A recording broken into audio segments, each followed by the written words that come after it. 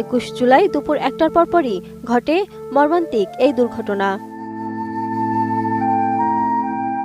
ঘটনাস্থলে উদ্ধার তৎপরতা চালাচ্ছে সেনাবাহিনী, ফায়ার সার্ভিস ও বিমান বাহিনীর সদস্যরা। ফায়ার সার্ভিসের 10টি ইউনিট কাজ করছে সেখানে। স্কুলের আশেপাশে সন্তানদের খোঁজে ভিড় করছেন স্কুল পড়ুয়া শিশুদের অভিভাবক, স্বজন ও উৎসুক জনতা। সবার চোখে মুখেই ভয়াবহ উদ্বেগ ও উৎকণ্ঠা। জানা গেছে, ঘটনার সময় মাইলস্টোন স্কুল ও কলেজে শ্রেণী কার্যক্রম ছিল শেষ পর্যায়ে। হঠাৎ বিকট শব্দে বিমানটি ভেঙে পড়লে শিক্ষার্থী ও স্থানীয়দের মধ্যে আতঙ্ক দেখা দেয়। অভিভাবকরা খবর পেয়ে ছুটে আসেন স্কুলে, অসহায় দৃষ্টিতে খুঁজতে থাকেন প্রিয় সন্তানদের। বিমানে আগুন লাগার বিষয়ে মাইলস্টোন কলেজে প্রত্যক্ষদর্শীরা বলছেন,